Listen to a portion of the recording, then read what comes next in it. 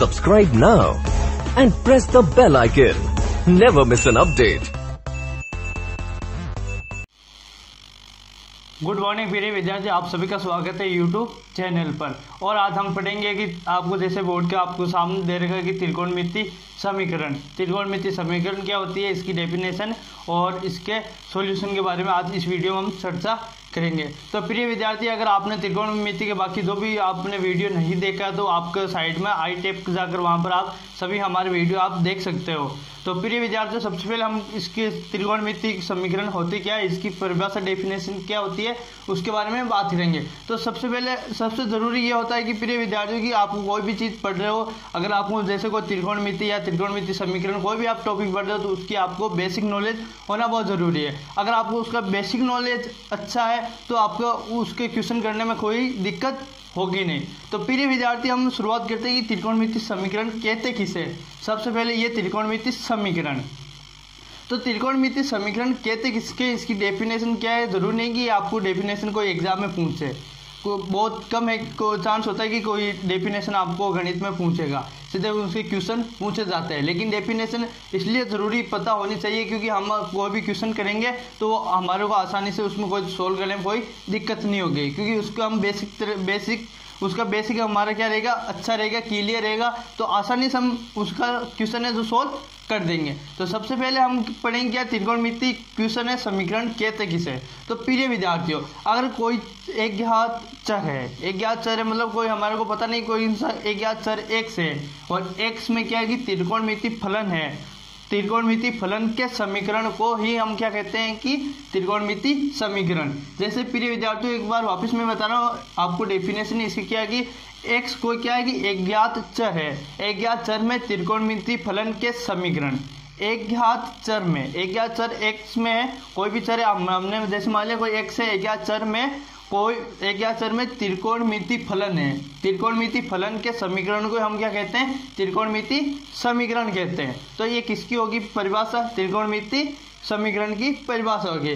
अब हम इसके बात करेंगे कि त्रिकोणमिति सॉल्यूशन कैसे ज्ञात करते हैं। तो त्रिकोणमिति समीकरण के दो प्रकार के सॉल्यूशन ज्ञात किए जाते हैं। इसका सॉल्यूशन है जो कितने, दो प्रकार से। अब दो प्रकार, अलग अलग प्रकार के बारे में पढ़ लेते हैं हम। तो प्रिय विद्यार्थियों, नंबर एक प्रकार होता है कि इसका मुख्य हल और एक होता है इसका व्यापक हल। क्या होता है, व्यापक हल। ये हम किसके, त्रिकोणमिति समीकरण के दो प्रकार से हल होते हैं। हमने सबसे पहले त्रिकोणमिति की परिभाषा में एक बार और रिवीजन करवा देता हूं। तो इसकी परिभाषा क्या होती है, डेफिनेशन, कि कोई भी एक ज्ञात चर में त्रिकोणमिति क्या हो, फलन के समीकरण हो तो हम क्या कहते हैं कि त्रिकोणमिति समीकरण कहते हैं। अब त्रिकोणमिति समीकरण के सॉल्यूशन कितने, दो प्रकार से होते हैं। एक तो क्या होता है इसका नंबर एक मुख्य हल, दूसरा क्या होता है व्यापक हल। तो नंबर एक हम पढ़ते हैं मुख्य हल। अगर वहां पर एक ज्ञात चर x की वैल्यू क्या होगी, 0 से लेकर कहां तक, 2 पाई तक है। कहां तक है प्रिय विद्यार्थियों, 2 पाई तक है यहाँ पर, तो वो किसमें होगा, मुख्य हल होगा। अब हम पढ़ेंगे व्यापक हल। तो व्यापक हल किसे कहते हैं, इसकी भी आपको डेफिनेशन पता होनी चाहिए। इसकी डेफिनेशन है कि प्रिय विद्यार्थियों की कोई पूर्णांक है, क्या है, पूर्णांक n है, n से युक्त जो भी त्रिकोणमिति समीकरण है, समीकरण के मतलब सभी हल त्रिकोणमिति समीकरण के सभी हल को जो भी व्यक्त करता है उसको हम क्या कहते हैं कि व्यापक हल कहते हैं। वो भी किसके, त्रिकोणमिति के व्यापक हल कहते हैं। तो नंबर एक हमारा पॉइंट रहेगा कि मुख्य हल कैसे ज्ञात करते हैं, तो इसके क्वेश्चन करते हैं। तो प्रिय विद्यार्थियों कि हम पहला नंबर एक क्या है, मुख्य हल। त्रिकोणमिति समीकरण का नंबर एक है कि मुख्य हल कैसे ज्ञात करते हैं। तो नंबर एक, जैसे कि आपको कोई इसका हमारे को ज्ञात करना है, नंबर एक हमारा क्या रहेगा, मुख्य हल। अब मुख्य हल के बारे में बात करेंगे तो नंबर एक आपको कोई क्वेश्चन दे दिया जैसे कि sin √3/2 है और आपको इसका क्या याद करना है, यहाँ पर एक से मुख्य हल याद करना है। तो याद कैसे करोगे इसके बारे में देखते हैं। अगर आपने प्रिय विद्यार्थियों अगर पार्ट 1 आपने वीडियो नहीं देखा है तो आई टैब पर जाकर पहले वो पार्ट 1 वाला त्रिकोणमिति जो भी ये वीडियो वो जाकर देखिए। वहाँ पर हमने त्रिकोणमिति के यहाँ कौन से चतुर्थांश की बात की थी, साइन कोस टेन जो भी त्रिकोणमिति फलन होते हैं वो किसमें प्लस किसमें माइनस के होते हैं। तो वहाँ पर वो डिटेल से मैंने वहाँ पर आपको बताया, तो वहाँ पर आप जाकर पहले वो वीडियो देखिए, फिर आपको ये बहुत ही आसानी से इजीली से आपको ये क्या आ जाएगा, समझ में आ जाएगा। तो मुख्य बहुत ही आसान है, वो ज़्यादा हार्ड नहीं है। थोड़ा बहुत आपको त्रिकोणमिति साइन है उनके बारे में आपको पता होना चाहिए। तो यहाँ पर दोस्तों प्रिय दोस्तों, यहाँ पर क्या है कि √3/2 क्या है कि पॉजिटिव है, प्लस का है, तो ये किस में होगा, एक तो साइन किस में पॉजिटिव होता है, एक तो ये फर्स्ट में पॉजिटिव होता है और सेकंड में भी क्या होता है, साइन पॉजिटिव होता है। तो यहाँ पर फर्स्ट में भी यहाँ पर कितना है 0 पाई, और एक चक्कर पूरा होने में कितना 2 पाई भी हो जाता है, यहाँ पर π/2, यहाँ पर 2 π/3 हो जाएगा। तो यहाँ पर क्या है कि √3/2 है, तो √3/2 ये इसका मान कितना हो जाएगा कि इसको हम लिखते हैं कि π/60, कितने 60 पर होता है ये, तो π/3 हो जाएगा। तो एक तो प्रथम चतुर्थांश की बात करें तो यहाँ पर क्या है कि साइन x, और साइन कितना है कि यहाँ पर π/3 है, कितना है प्रिय विद्यार्थियों π/3, वो भी किसमें, प्रथम चतुर्थांश में। तो यहाँ पर ये साइन, इधर भी साइन है, तो ये साइन से साइन क्या हो जाएगा कैंसिल, और यहाँ पर x बराबर कितना आ जाएगा π/3। लेकिन यहाँ पर ध्यान रखना आपस में यहाँ से ऐसे काटना नहीं है। क्यों काटना नहीं है, क्योंकि जैसे कि आप 12th क्लास में त्रिकोणमिति इनवर्स के बारे में वहाँ पर पढ़ोगे कि इनवर्स त्रिकोणमिति फलन है, उनके बारे में आप 12th क्लास में पढ़ोगे। तो यहाँ पर मैं आपको थोड़ी बहुत आपको जानकारी दे रहा हूँ। यहाँ पर क्यों नहीं काटेंगे, क्योंकि यहाँ पर क्या होता है कि साइन इनवर्स और अंदर क्या है कि साइन x है, तो इसके बराबर क्या होता है x होता है। अब यहाँ पर देखो ये प्रॉपर्टी कैसे लागू होगी, यहाँ पर ये क्या है कि देखो साइन x और यहाँ पर इधर क्या है कि साइन π/3 है, तो मैं x को इधर रखूँ और इसको उस तरफ करूँगा तो ये क्या इनवर्स में चला जाएगा, पक्षांतर कर दो तो यहाँ पर क्या आ जाएगा साइन इनवर्स, और यहाँ पर क्या है साइन π/3 है। अगर बाहर साइन इनवर्स है और अंदर साइन π/3 है तो ये आपस में कैंसिल हो जाते हैं और x बराबर क्या आ जाएगा π/3। तो आपको ये आपस में ये आपको बताना नहीं कि आपस में ये कट रहे हैं, यहाँ पर आपको ये देखना कि यहाँ पर ये दोनों क्या हो रहे हैं कैंसिल हो रहे हैं, तो फिर x की वैल्यू क्या आ गई π/3। अब हम देखेंगे कि ये सेकेंड में भी क्या होता है प्रिय विद्यार्थियों, पॉजिटिव होता है। तो यहाँ पर साइन सेकेंड में चतुर्थांश में बात करते हैं, तो साइन सेकेंड में यहाँ पर क्या हो रहा है, ये प्लस का है साइन, साइन और कोसेक पॉजिटिव होते हैं इसमें, तो कोसेक x। अब यहाँ पर क्या है कि पाई, इसमें हम क्या घटाऊँ कि इसमें π/3 घटाएंगे तो इसमें जाएंगे, क्योंकि इसमें से 180 में 60 घटाएंगे 120, तो इसमें इसी में आएंगे ना, सेकेंड चतुर्थांश में आएगा। तो यहाँ पर हम क्या करेंगे कि साइन x और साइन पाई माइनस π/3 क्या हो जाएगा 3 हो जाएगा प्रिय विद्यार्थियों। अब इसको आराम से सोल्व कर लो कि यहाँ पर क्या आ जाएगा साइन x और यहाँ पर क्या आ जाएगा साइन 3 पाई माइनस पाई बटे हुए 3, तो यहाँ पर क्या है कि साइन x और यहाँ पर कितना आएगा साइन 2 π/3, और वैसे ये साइन आपस में कैंसिल हो जाएगा और x बराबर क्या है क्या प्रिय विद्यार्थियों 2 π/3। तो यहाँ पर साइन x इसका व्यापक मुख्य हल क्या हो गया π/3 और 2 π/3।